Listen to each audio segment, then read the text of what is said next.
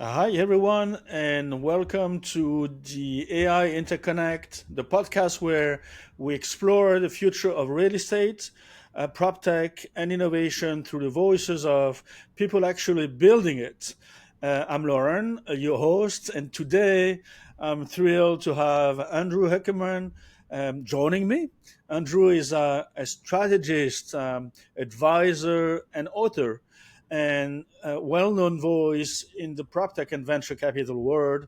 He's an advisor at Second Century Ventures, one of the most active PropTech focused VC firm out there, and the author of a new book that we will be diving into today. And Andrew, welcome to the show. Happy to have you Thank with you. us. Thank you for having me. This is great. Very cool. That's going to be a great, friendly conversation, and I like to start with your personal story for listeners who might not know you yet. And what's the path that brought you into the prop tech and venture world? Uh, What drew you in originally? that's like an 8-hour biography already, but I'll give you Yeah, the short version.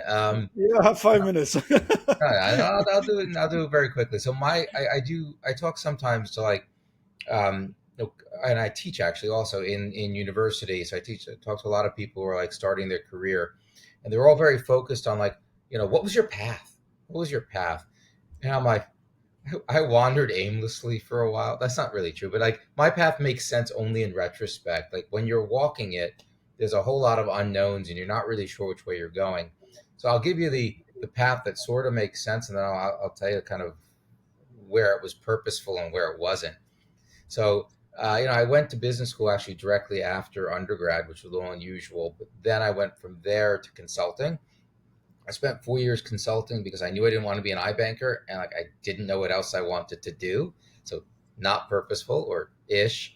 And also that was before startups were really a thing, right? So if you were an entrepreneur, you're like, oh, it's a shame he's unemployed. It's like nobody knew from venture capital or startups at that point. But coming around 1999, and of all places, I'm in London on a project, and it's a really cool project using an intranet to like merge data. And that's a much longer version if I tell you what it was about. And I'm like, that's what I want to do. Like it didn't exist 4 years ago when I got out of business school, but that's what I want to do. So then I quit, moved back to New York. I could have moved to, I guess, maybe I could have moved to the Bay Area. That would have been smarter, but at least that was very purposeful on my part. And I took a job at Kaplan Test Prep. A lot of people use them for the GMATs or the SATs or the ACTs. So I took a job there transferring like their books and CD-ROMs and their in-person stuff into like, what can we do on this intrawebs thing for $400, right? Maybe 400. So I spent almost a year doing that before ending up in my first startup. So I was still purposeful. Like I wanted like the detox from consulting, and I wanted to learn the internet on someone else's dime. And I knew that if I was in New York talking to enough people, sooner or later, I'd find a startup I wanted to found or join found. So I was the third person on at a startup called Bunk One, which I guess we would describe today as SaaS for summer camps. So we did that for 8 years. I was bought out. Company was ultimately acquired 8 years later than that. Uh, you know, that part I probably could have managed differently. I probably could have left a little earlier because I don't know if you remember 2008, the world was imploding. I could have left maybe in 2005 or six. It would have been a different exit for me, but I would have been in VC probably 10 years earlier than I ended up, or at least, yeah, close to 10 years earlier than I ended up. Worked at a family office. I had no idea what a family office did. For those of you in the audience, I still don't know what a family office is. It's usually managing investments for either a high net worth individual or like the family of a high net worth individual. So they're all very different. This was just one person. It was on the smaller side, so only 50 to $100 million in investable assets. It had been more before the crash, but like that hurt. I did that for 3 years, and I'm like, okay, I don't want to do this. I want to do another startup. So I did my second startup. Then there was some founder drama. We can go into that, make people feel better about their lives. And then I ended up, I'll do a third startup. And then kind of I lucked into a position at Dream It Ventures, which was then one of the top five accelerators, one of the first, I think is the third oldest accelerator in the world. It was running a fund at the same time. I took up the New York office. That was pure luck that I came into that at the right point in time with a little bit of purpose. And I've been investing in early stage startups in one way, shape, or form kind of ever since. Wonderful. Yeah, no, that's great. You have seen so many side of the industries, from funders to investor to advisor. Mm-hmm. And looking back, uh, what were the pivotal lesson or moments that really shape how you approach the work today? Sure, sure. And I would say I've been on at least five sides of the table, right? You got the investor and the founder. I've been on the advisor side. I also work on the corporate innovation side. So that's where like the consulting I did 20 years ago actually started to come in handy again. So like I played a lot of different roles over the years. I'd say the biggest, a couple of the biggest changes in mindset were from founder to investor, right? So a lot of when I was first starting, a lot of the investors in VC they came up the finance route. Very few of them were actually prior founders, and since then, I think the ratio is almost entirely swapped because founders kind of like investors who built businesses before. But I think that the actual value of that is less than one might imagine, right? So there's value to being able to say, I did that, right? I was in the trenches. I know what it was like to go without salary. I know what it was like to be like a couple of checks away from not being able to make payroll for everybody else. But on the other hand, like, it's not as transferable. And the part where like I made a great startup, those skills, if you think about what it takes for that, don't really map onto the skills of being able to find large masses of startups and being able to then quickly filter them into the ones you want to spend time with and then diligencing the rest. Those are all very different skill sets. So it helped, but it didn't carry over as much when I started doing my angel investing. And then when I went from being an angel investor to running an accelerator, an angel investor, you get two or three really interesting startups a month. You're like, that's awesome. I got great deal flow, right? You can write checks or not. It doesn't matter. When you're running an accelerator, I had to get 1,000 plus startups, into apply. And then I had to look through those 1,000 plus startups in 6 weeks and figure out who I wanted to pick 12 of them. So that's an order of magnitude higher deal flow. And I'm like, well, that's different, right? Different tactics, different strategies to get there. And then to be able to look at that many startups in that short period of time and fast filter, that's the second of the skills I mentioned before, that was new to me. So like we can talk a little bit more about, what the tactics were for that, but it was a whole different game. And by the way, I used to tell people if you want to, be in Dream It, you want to apply early because after I've looked at like 500 startups, I'm not a nice person. Like I don't spend as much time looking at them. My eyes have glazed over. I'm crabby. Like I've been sitting in the same chair for 10 hours a day for weeks. Like apply early. It's a lot easier to get an interview that way. And that probably applies to anybody who's thinking about an accelerator these days. Yeah, yeah, that makes sense. And yeah, so many sides of the industry. But I want to talk about your new book, and which I know we're going to make the centerpiece of this episode. What Thank you. first what first motivated you to write it, and what gap were you seeing in the conversation that you wanted to address? Sure. So like uh I look at the world through the lens of like a startup pitch deck and like sales and raising money. Like everything in my mind is kind of geared that way over all the years. So one way to rephrase what you said is like, what problem was I solving, right? Yep. With another book. Now the truth is like, there's lots of business books out there, right? It's not a dearth of business books. I didn't write it because I'm like, oh, somebody should probably write this book because no one will ever figure this out on their own. The problem is, and this is my problem, but I think it's fairly widespread and painful and frequent for everyone else. which is how I assess problems when I look at startups, is that most of the books out there are, oh my God, deathly boring, right? I mean, startups are really cool. Entrepreneurship is fun, but all the books, business books you get are the same kind of boring, bland, ghost written style, you know, anecdote, anecdote, anecdote, name drop, name drop, name drop. And then at the end of the chapter, there's like a one-page recap. And if you just ripped out the end of the chapters from 20 pages, you have an awesome 20-page PowerPoint. And that would be it. But they're really hard to read. Even the good ones are hard to read. Now, on the flip side, there's some really great content in different blogs, right? Like Brad Feld has a great blog. Fred from Union Square Ventures, like these are like great bloggers. I learned a lot from them over the years, but you got to assemble it on your own, and it's there's no kind of coherent narrative between the two. They're all like factoids, little lessons. Uh, so along the way, as I was kind of advising startups and working with the startups in the program, I found that like the most effective ways to make a lesson memorable and absorbable and relevant, where I was telling stories about other startups that had gone through similar issues. And then I'm like, well, that kind of clicked. So in business school, I read a book called The Goal. And I don't know if you're old enough, that was like one of the standard textbooks that they assigned. It was written like in the late 80s. It's not like it's 45th printing. It's really an interesting book. And the thing about it that made it unique, and I remember zero textbooks other than The Goal. The thing that made it unique was it was written like a novel.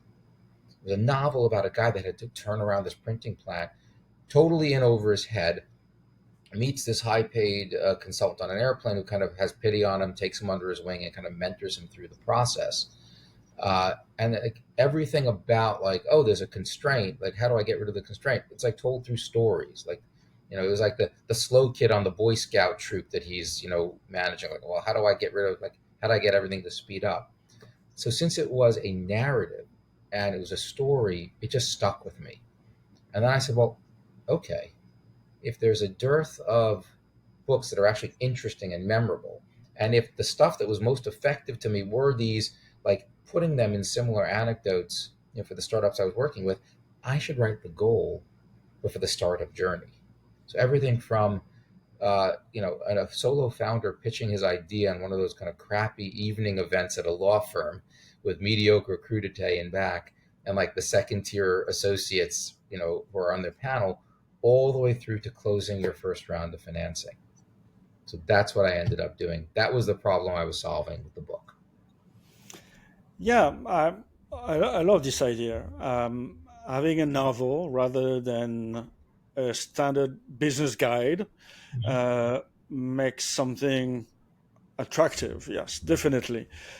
Um, then you explain your choice.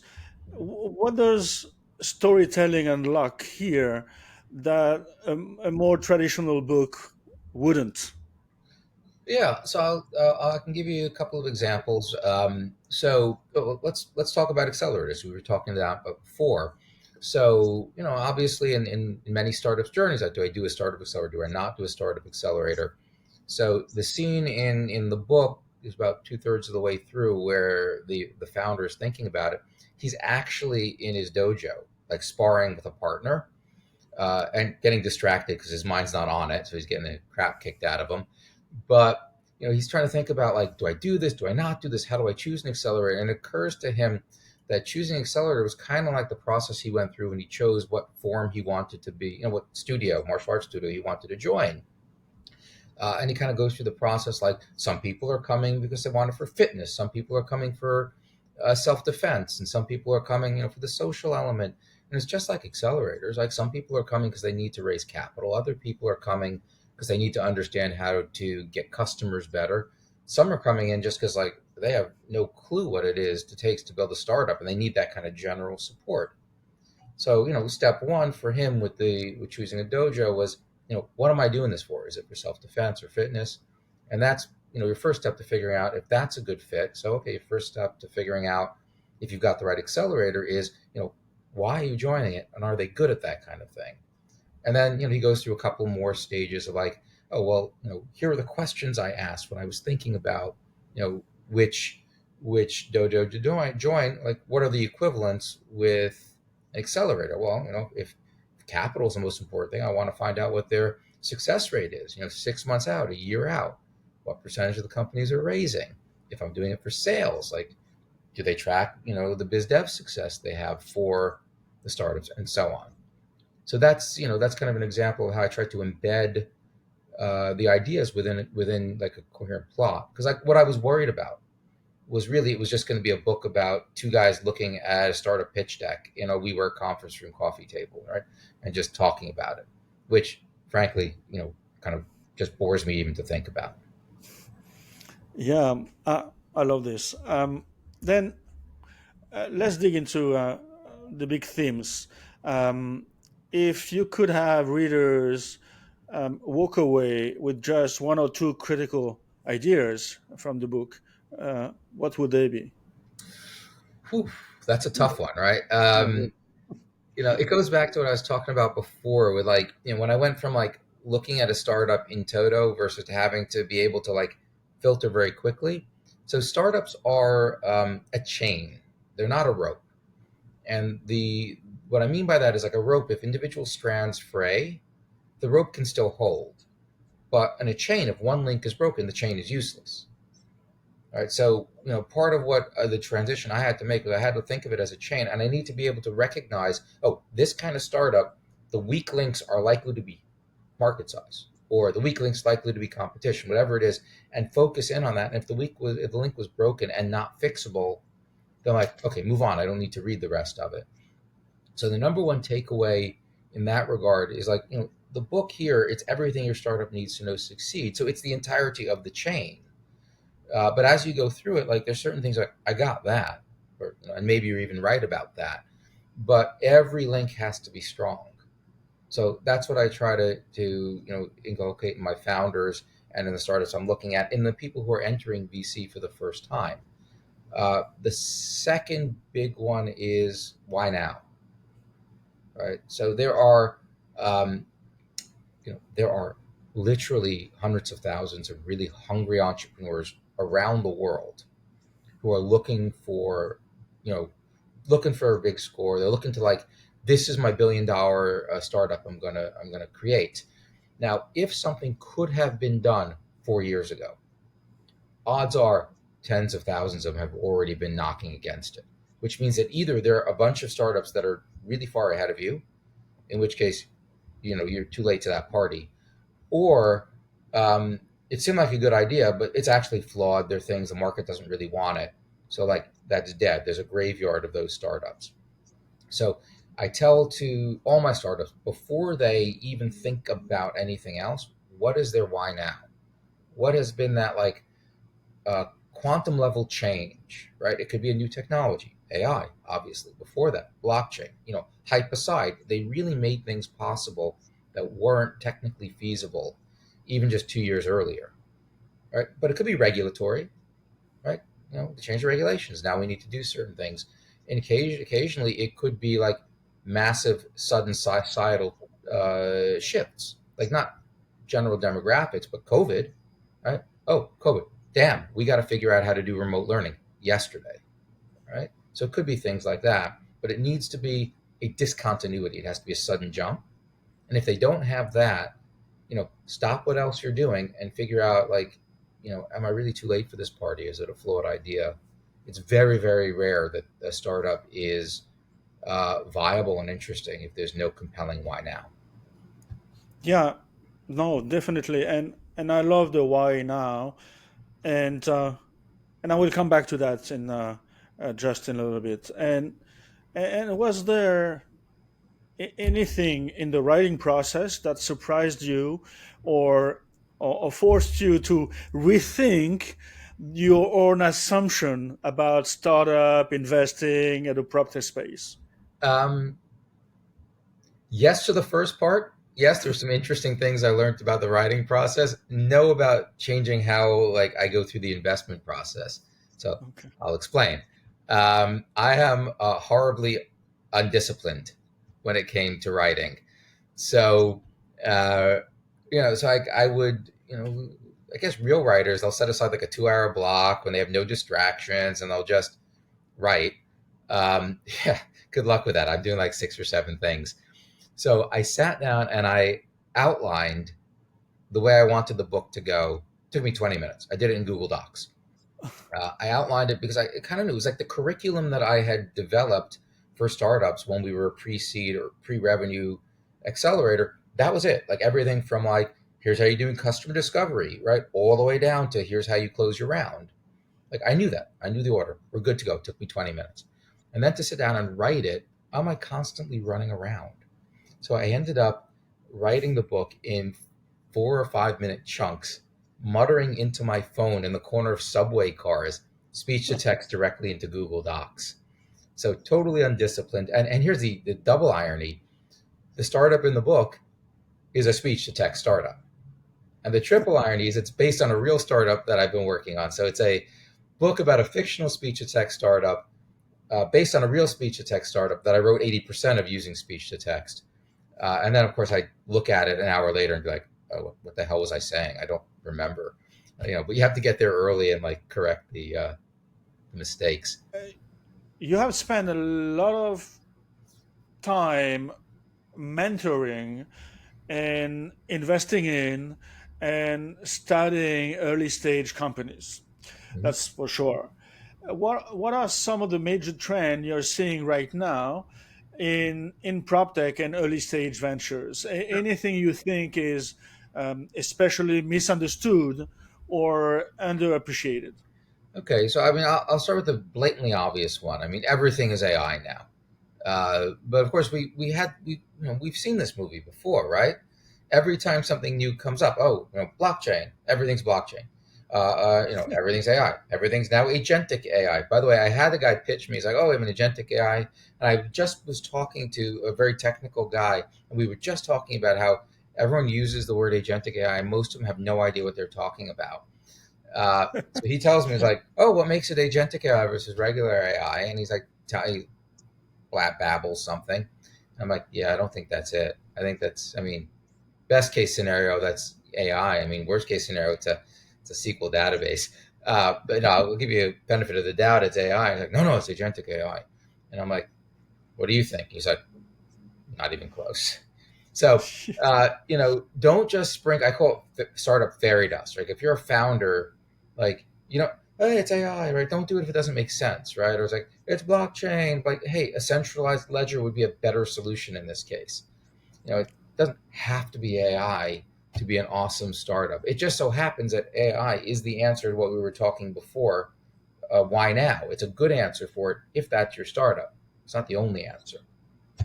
The other thing that's happened quite a bit that maybe some of the founders aren't as cued into is we're in this point in the cycle where like the goalpost for what gets you from a seed to Series A is further out there, right? So it used to be like, hey, you're in the 1 million, dollar ARR. Okay, you can start talking about a seed round. Now people are looking for $2 or $3 million. Uh, and what happens is, like, and this I didn't know when I was a founder, depending on where you are in the cycle and how many, like, you know, how competitive it is for startups to get the best startups, it can be easier or harder. So, like 2, 3 years ago, it was a very frothy market, especially in prop tech. People were like snapping up startups left and right. Companies were coming in and they had like $500,000 ARR, but they were raising as if they were a Series A company and they were raising at Series A valuations. That happens when kind of in boom times and like the VCs are feeling like everything's changing now. A lot of money came in, and if I don't do it, someone else is. Kind of like plucking the fruit off the tree before they're fully ripe, because otherwise someone else is going to get them. That's in many ways a great time to be a founder. I would argue. Well, then in 2 years when like you haven't lived up to that, down rounds are no fun. And then there's other parts in the cycle where a lot of the dumb money, amateur money, whatever you want to call them, they're out. So, and maybe the VCs are a little bit more kind of cautious, where for we can afford to wait around and like wait for that fruit to be riper. So it's, a little harder to get that next round of financing right now than it is at other points in the cycle. Yeah, great. Yeah, I love it. And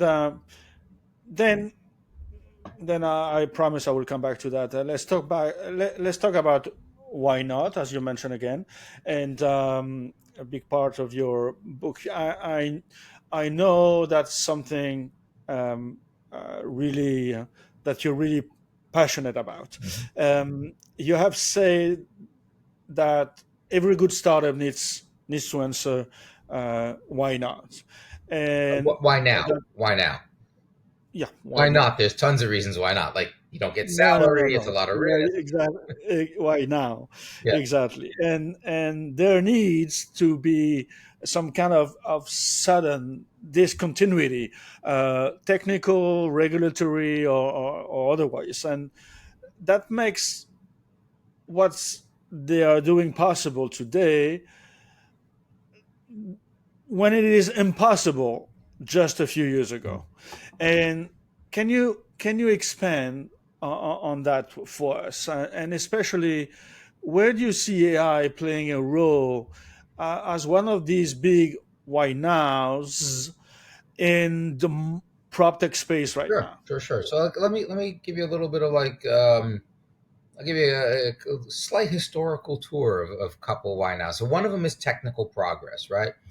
So in the book, the startup in the book, the fictional startup in the book, is doing a call recording app. So for them, at the point when I was contemplating this, it was the speech to text kind of hitting that tipping point from when, oh man, like totally useless, right? I got to correct too many things to like actually I make more typos when I type than there are transcription errors. That's kind of a tipping point, and that becomes now ready for mass adoption. So in the book, it was speech to text.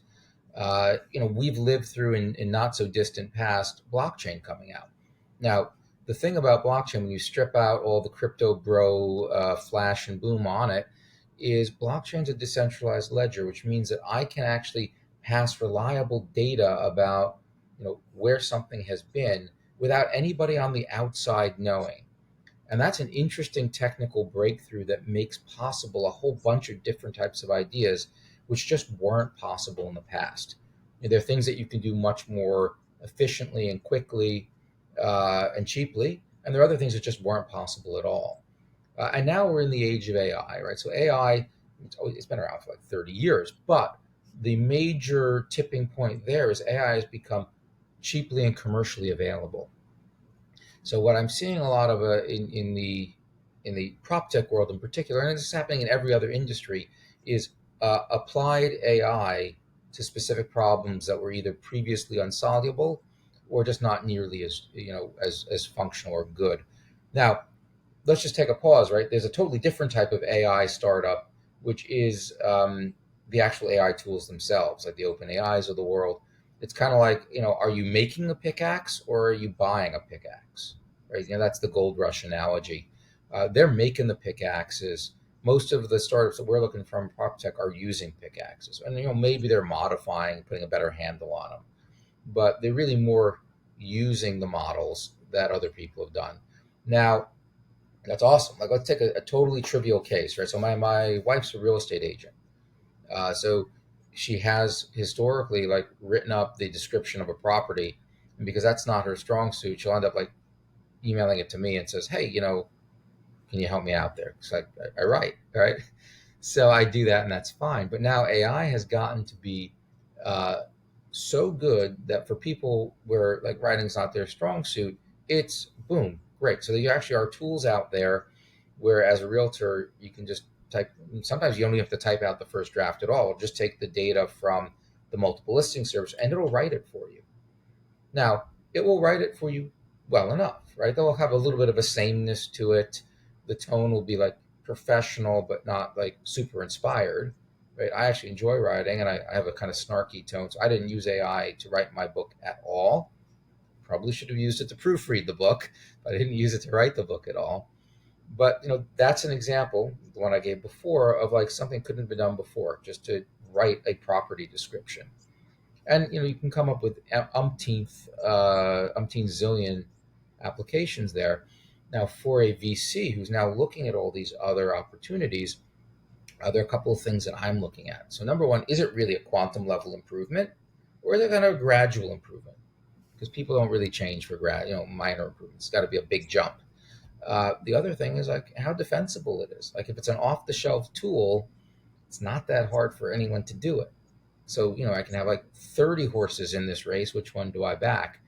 And to add a further level of complexity, a lot of these things are uh, in areas where there are established companies, either established like well beyond startups, or maybe just a startup that's 2 or 3 years ahead. And if they can very easily and very quickly add that to their feature set, their product set, then that sucks the air out of the room for the startups. But I'm going to caveat my caveat. Like a lot of startups are like, well, I'm worried like Google could do it, right? I'm like, well, listen, Google can do anything it wants to do given enough time and money.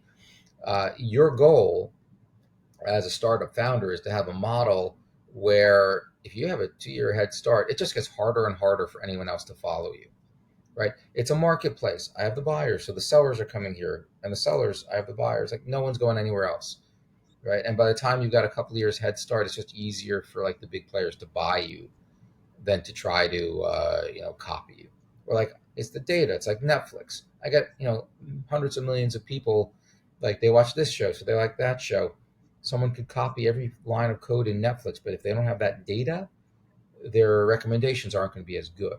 Like those are the things that give you an ever increasing lead over the competition.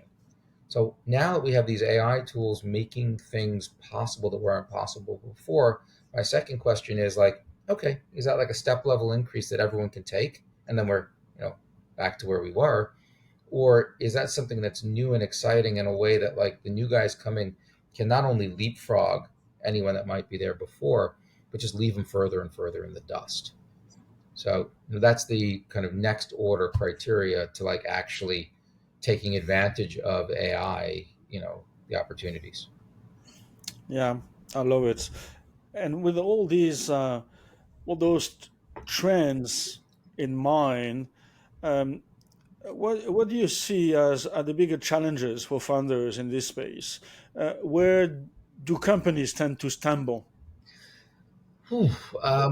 So there's a book that I hated that I read in high school called Anna Karenina. I don't know if you've read it. It's like Tolstoy. It's like a soap opera. I hate soap operas, but it has the best opening line of any book I've ever read, in my not so humble opinion.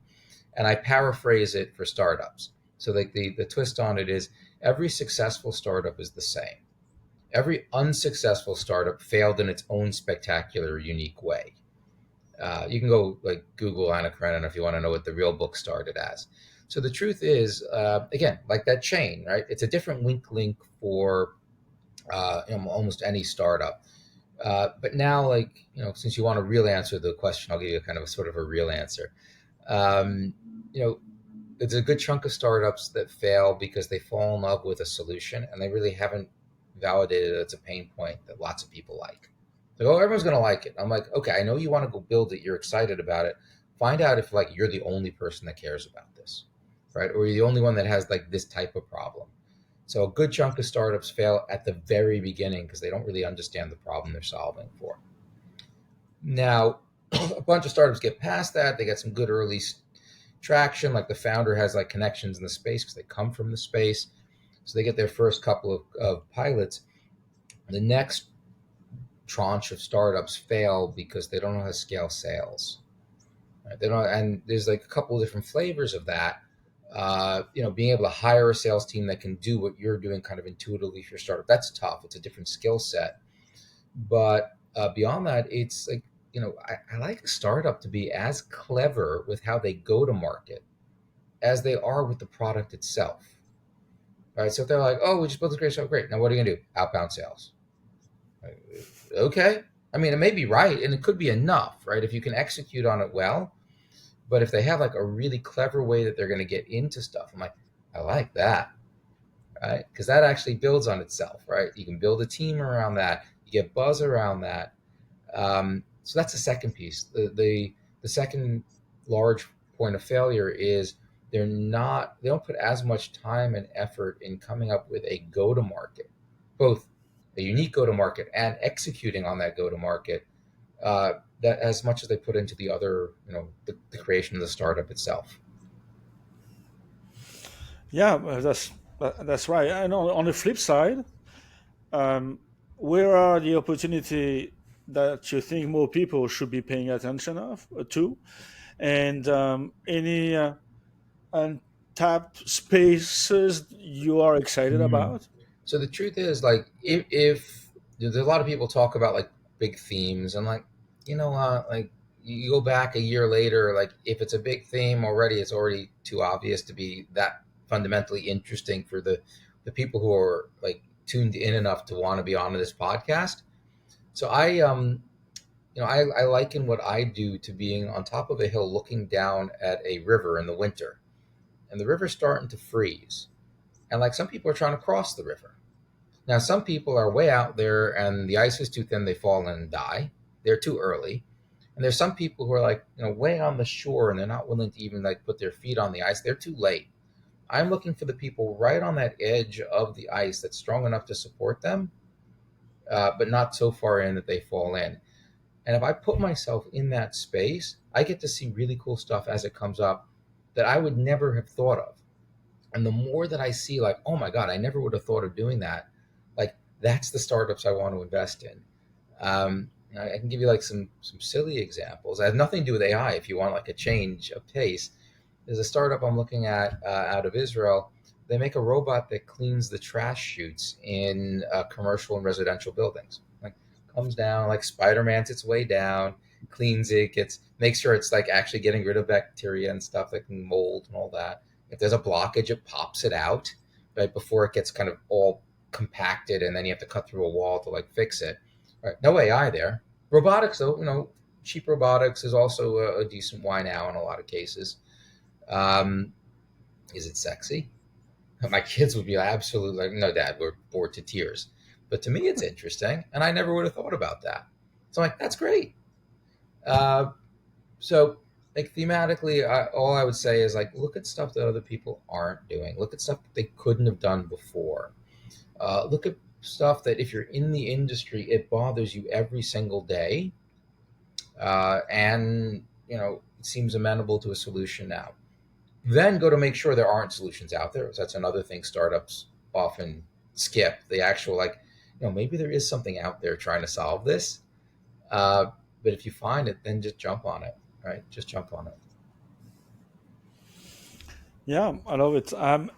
Let's shift gear a bit and talk about second century ventures, and Mhm. how does your role there inform your perspective on these trends?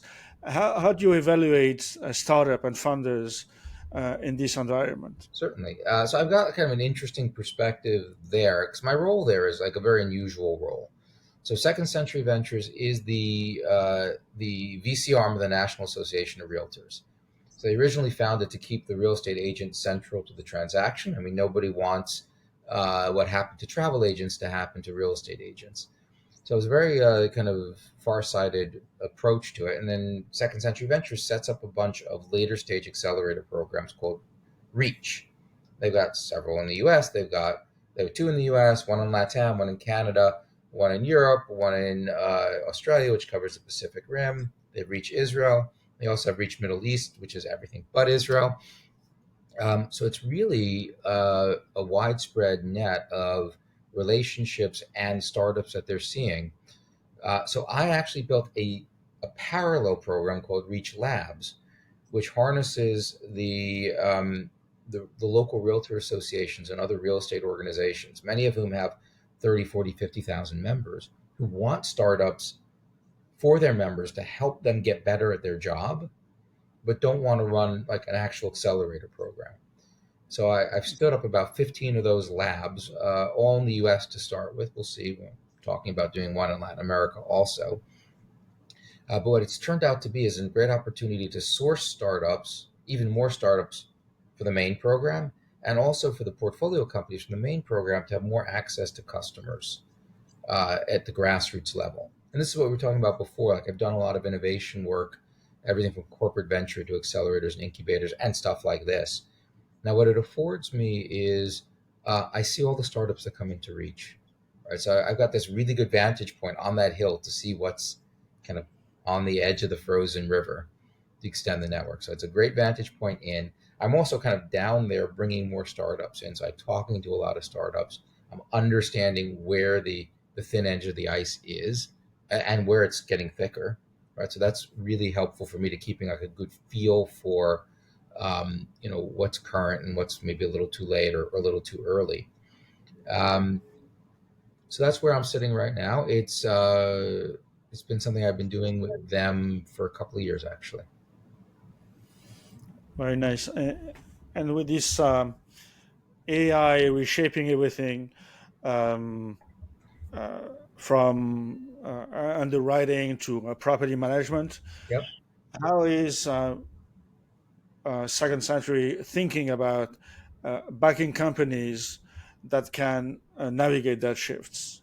So their selection and recruiting process. It's the same as the stuff we talked about before, right? You're looking for the why now. In many cases, it's AI. It's not always, right? Um, the the thing about them that is unique and different, right? And this is one of my personal pet peeves. Like, if you're a plain vanilla VC fund, like we're telling our startups they need to be a quantum level better than competition. They have to be like concisely and uniquely different.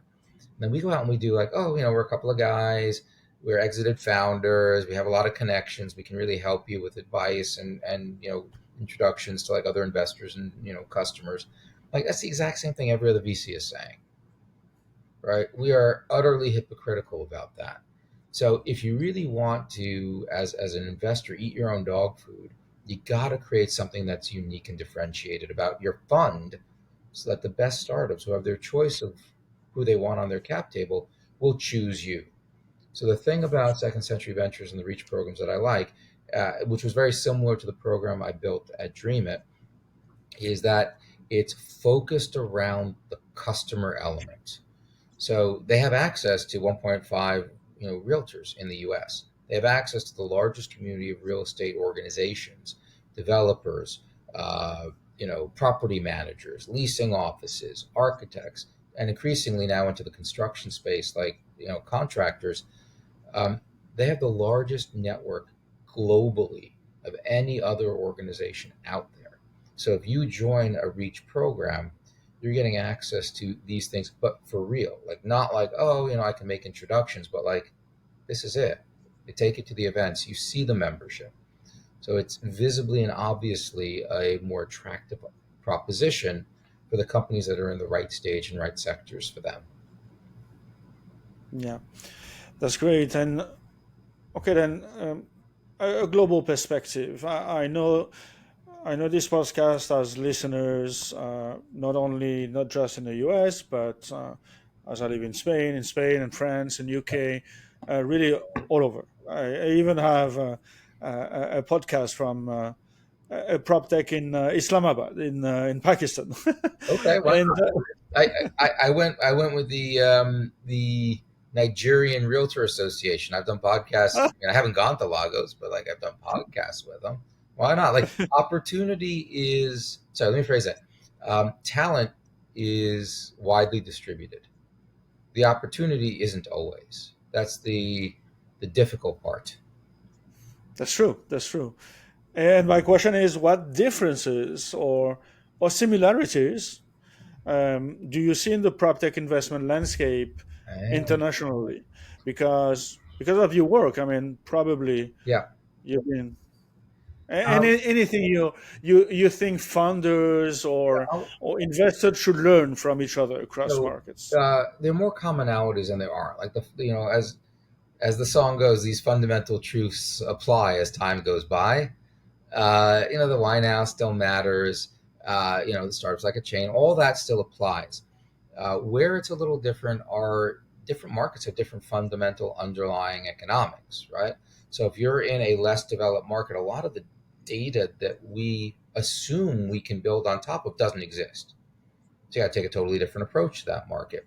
Right? Your why now might be there's no data. I'm going to create the data, or it might be I found a way with AI, blockchain, whatever, and whatever that is, to get around the things that have prevented our region from developing the way U.S. or Europe has. Right, so you end up with different solutions because you have different starting points in those areas, and it could be structural to the market, like in the UK, for example, like brokers charge differently, right? You know, do you have a seller's agent and a buyer's agent? In the states, you do, and even after the lawsuit, they still mostly end up getting 6% that they split between them. It's a totally different financial model elsewhere, so those things don't always carry over. And this was a bigger issue when I was also investing in like the education space or the health space. Like those systems are fundamentally different. So what works there, like the underlying tech behind a life-saving treatment works, but one payer system versus the US healthcare system, like it's not an easy transplant. Sorry, pun intended. So number one is fundamental truths still apply. Number two, the starting points are different. So how those things get applied and what you end up with are very different. Um, the the last piece is not particular to prop tech, and this is a size of market issue. So I find that um, some of the larger markets, uh, when something happens, say in the U.S., there's a lot of fast followers in Europe. Oh, we're going to be like the Uber of China, or we're going to be the Plated of, if you remember that company. It's like meal prep. Oh, we're going to be the Plated of Germany. And there's a guys like the Rocket Internet Brothers. That's their entire business model. It's like that's working. Let's do it here before that startup is able to expand into our region. They're fast follower, Me Too's type startups. And if you're in a large enough market, that's actually a pretty attractive strategy, right? Because you kind of got product market fit. You got to be sure it works for your country too, but you got the playbook, and that like a Series A startup that they just raised $5 million. They're going from founder-led sales to building a team. Like they can't take their eye on the ball and set up an office in Stuttgart. It's just not happening. So if you're there, boom, you can get there if you move fast enough. Now that doesn't work for smaller markets. Like I want to be like the Uber of Lithuania. Well, there's 5 million people. Great. You can grow, you can starve to death trying to do that. It's not that big, right? So in the really smaller countries, and like Israel, 7 million plus or minus people, the Nordics, they're all kind of in the 6 to 10 plus million dollar range. Like they know they have to be global from day one. So I find like the founders there are already thinking about like the US market or the European market, the greater European market in some cases. Uh, and where it kind of goes either way are those mid-sized markets like the Turkeys of the world, right? 80 million, 100 million people. Brazil. Brazil actually tilts more like I'm going to be the X for Brazil, but sometimes.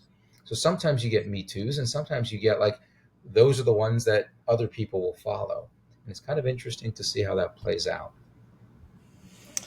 Yeah, great vision. I love the insights. Um, let's something more personal.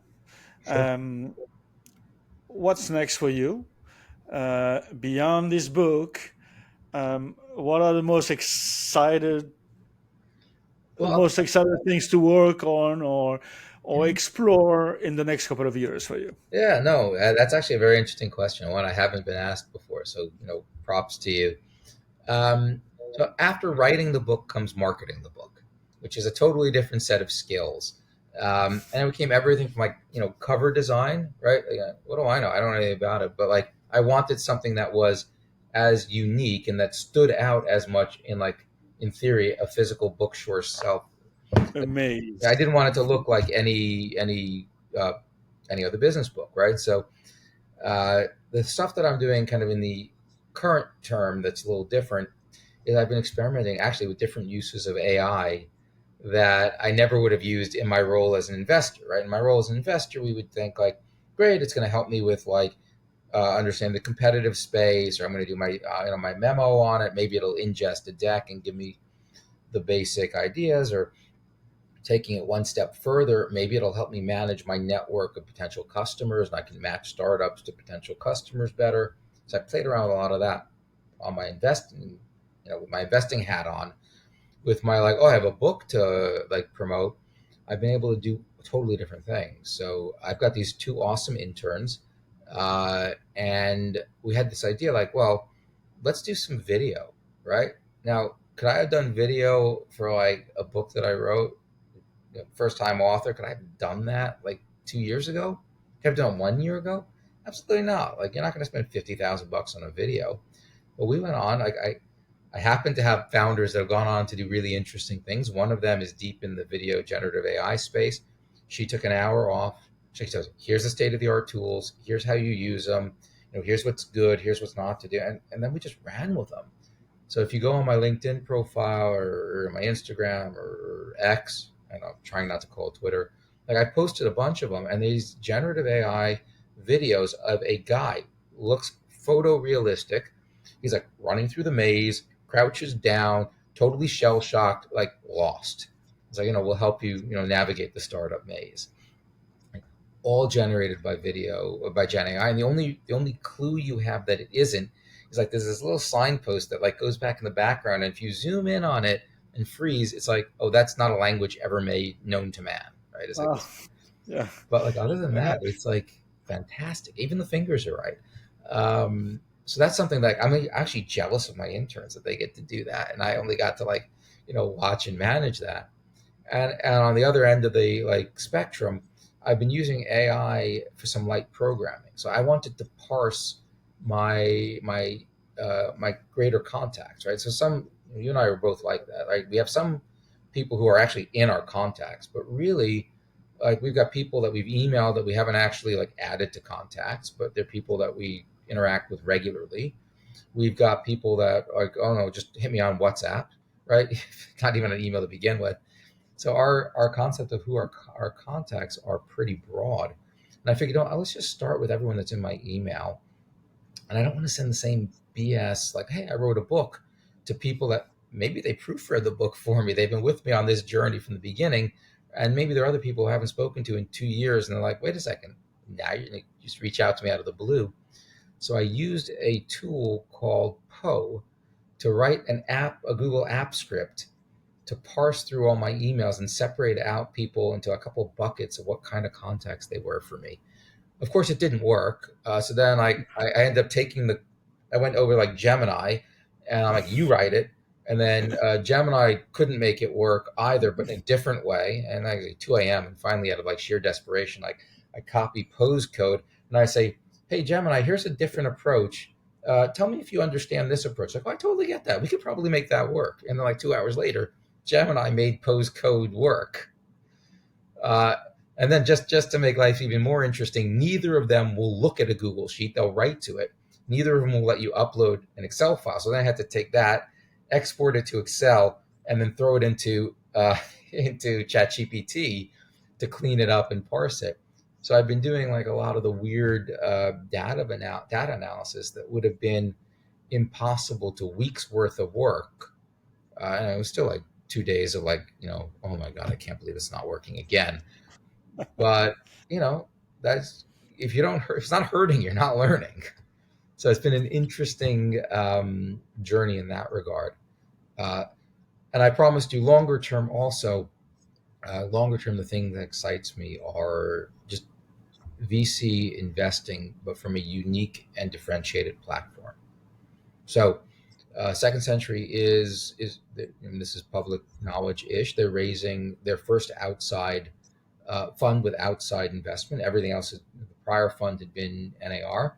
They're doing that. I'd love to be involved with that journey, and also developing other platforms that are not quite ready for prime time yet. So I won't talk about them yet.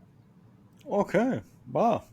Then uh, let's meet in a year from now, and we have other stories and maybe another platform, and you'll be telling us everything. Well, we'll put it on the calendar for a year from now, and you're like, Andrew, did it happen or not? Yeah, exactly. Well, if you need 6 months only, I don't know. We'll see. We'll see how fast things go. Yeah, Andrew, it's been very fantastic. Thank you so much for taking the time to share your insights. the story behind your book and your view on where prop tech and venture are heading. And for anyone listening who want to go deeper, be sure to check out Andrew's book. And it really does what few industry books attempt, Yeah. which is to make you feel what your journey is actually like. So, And dude, I know I you're love it. trying to wrap it up. I just want to add one thing on that point. Yeah, The please. other thing about writing it as a novel is that this is especially true in prop tech, right? There are a lot of people like we're not very forgiving for people who don't have a real estate background, right? If you want to do a startup in real estate, it's very hard to do it unless you come from that world. So there are a lot of people in their day jobs at large property managers and developers like I need to solve this problem. I need to do it, but they don't know what the founder journey is actually like. Because you see the Facebook movie, you see like you read these Steve Jobs biopics. That's not what it's really like. So part of the advantage of writing this like a novel is for all those people who are like, I'm going to quit and do a startup. Like, read the book first and understand what the day to day is like, what it feels like, what you do every day, and then you'll understand like, yeah, is this a journey I want to take? So sorry, I know I stepped on your wrapping up, but like No, it's great. No, especially no, for tech, where I that's where wrap our entrepreneurs anytime. come from, like you Yeah, got to know what you're getting into. You got to get the feel for the texture of being in a startup. I love it. Andrew, thanks again for joining us, Well, thank you for and having me. congratulations for your book. And I'm sure the audience will go and grab it. Thank you. Thank you very much. I appreciate it. And that's it for today's episode of AI Interconnect. And if you enjoy it, share it with someone who's building the future, or better yet, someone who should be. And until next time, stay curious, stay creative, and keep building. Ciao.